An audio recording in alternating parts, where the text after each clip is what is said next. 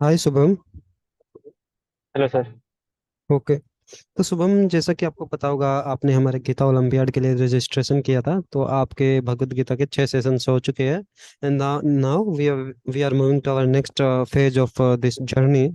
On 10th of December, जो 10 दिसंबर आ रहा है, we will be having our Gita olympiad exam on 11 AM on 10th December। तो एग्जाम का लिंक आपके पास कैसे आएगा, कैसे उसका डिटेल आपको मिलेगा, है ना?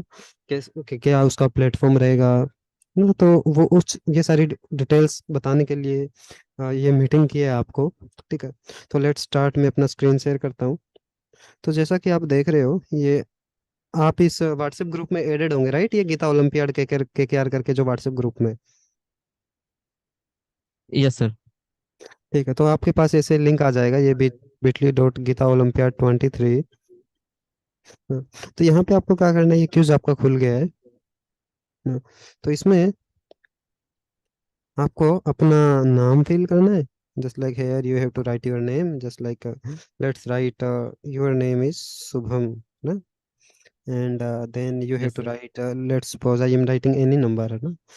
65789। And let's write your email is HUBHM, है ना? @gmail.com। ये आपका नाम हो गया, देन ये mobile number and then email. ये तीन चीज़ें कंपलसरी है, आप जरूर भरना। देन आपके जो नेक्स्ट पार्ट हो जाएगा वो चालू हो जाएगा। उसमें क्या है, दीज आर सब्जेक्टिव क्वेश्चंस। आप देख सकते हो हर एक क्वेश्चन में इधर एक टाइम लिमिट है ना? उसी टाइम के अंदर आपको जो है क्वेश्चंस है उनको आंसर करना है। ठीक है। और जो टाइम लिमिट है, जैसे मान लो इस क्वेश्चन में आपको 60 सेकंड्स का टाइम था, तो आप देख रहे होंगे there is only next button, back button नहीं है। तो जो उसी अगर आपने एक क्वेश्चन को एक बार अटेम्प्ट किया, तो आपको उस क्वेश्चन को फिर से अटेम्प्ट करने का अपॉर्चुनिटी नहीं मिलेगा। तो आपको जो एक बार अपॉर्चुनिटी मिला उसमें आप अपना पूरा दिमाग लगाइए और क्वेश्चन को आंसर कीजिए, है ना? और क्वेश्चन आप देख रहे हो इंग्लिश में भी लिखा हुआ है, हिंदी में भी लिखा हुआ है, आप दोनों लैंग्वेज में इसको आंसर कर सकते हैं। ठीक है।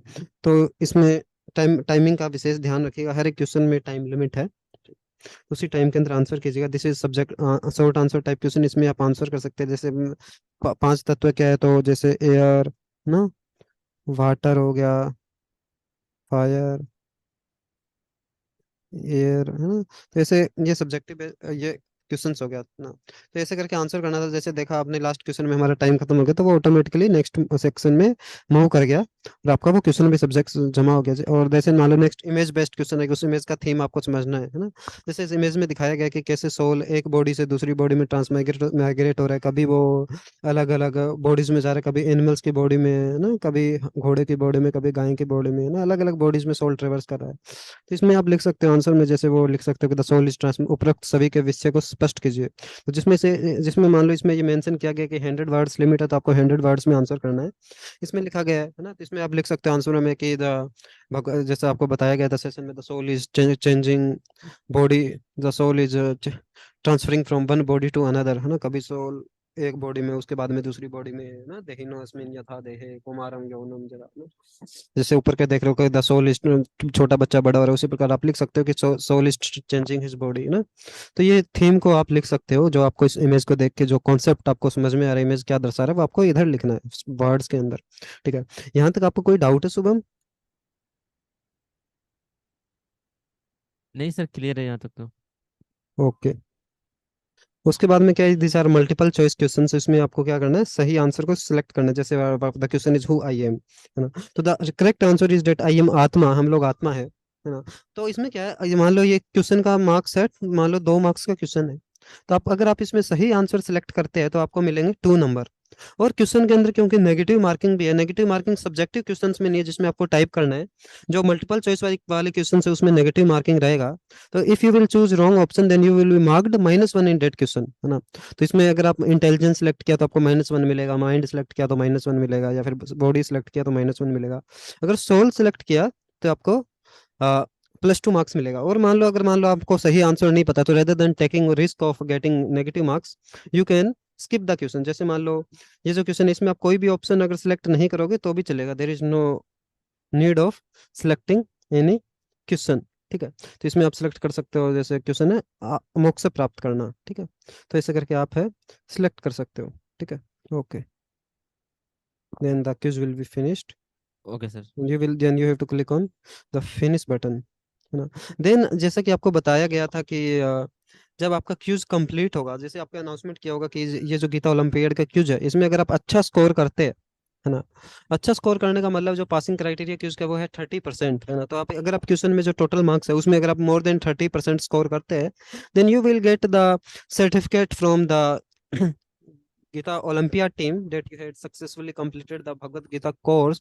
No, you had appeared in the exam and you are qualified, you had passed the examination. तो जैसे करके ये डेमो करके एक डेमो सर्टिफिकेट बनाया गया है, इसमें आपको आइडिया लग जाएगा ना। ये ऐसा सर्टिफिकेट आपके लिए जनरेट होगा, आप यहाँ से इसको डाउनलोड कर सकते हैं। ये सर्टिफिकेट उन्हीं लोगों के लिए जनरेट होगा जो 30% से ज्यादा स्कोर करेंगे, ठीक है। तो आई थिंक शुभम, यहाँ तक आपको जो सारे डिटेल्स था ओलंपियाड के रिगार्डिंग वो क्लियर हो गया है। ये क्यूज मेकर पे ये क्यूज रहेगा ना।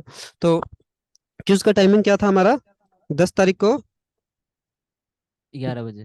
11 बजे, राइट। तो जैसे मान लो ये अलग अलग क्वेश्चंस में अलग अलग टाइम है ना।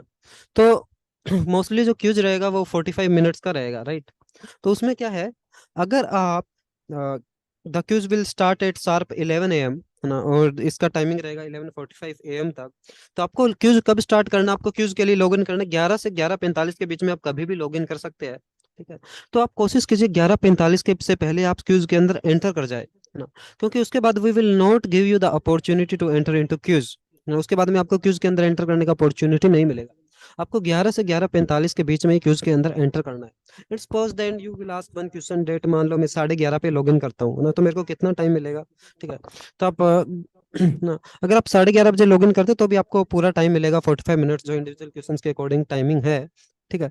तो आप, कहने का मतलब है कि आपको 11:45 से पहले you have to log in, because after 11:45 AM we will not be able to allow you into the quiz, ठीक है। तो आपको आई थिंक सारा डिटेल्स जो है क्लियर हो गया है, ठीक है। तो बेसिकली हमने डिस्कस किया प्लेटफॉर्म के बारे में, and then the negative marking scheme in question, how to answer various questions, questions किस प्रकार के थे। there were multiple choice questions, there were image based questions, there were subjective questions, and अभी हमने डिस्कस किया कि आपको किस कब से कब आप लॉग इन कर सकते हैं, 11 से 11:45 के बीच में आप लॉग इन कर सकते हैं। टाइमिंग का आपको ध्यान रखना है, ठीक है। तो ये सारी चीजें हमने डिस्कस की। और ये जो वीडियो जो बना है, ये वीडियो भी, ये जो रिकॉर्डिंग हुआ है, तो ये भी आपके ग्रुप में शेयर होगा, आप इसको देख सकते हैं कि कैसे क्यूज को देना है। आप बार बार देख सकते हैं इसको, ताकि आपको और क्लैरिटी आए।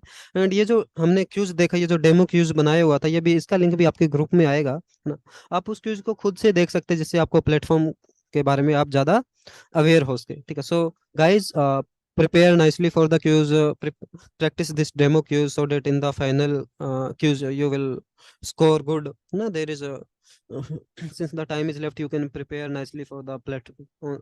You can practice on the platform nicely so that you can score good in the examination and you will get certificate also, right? Okay, thank you.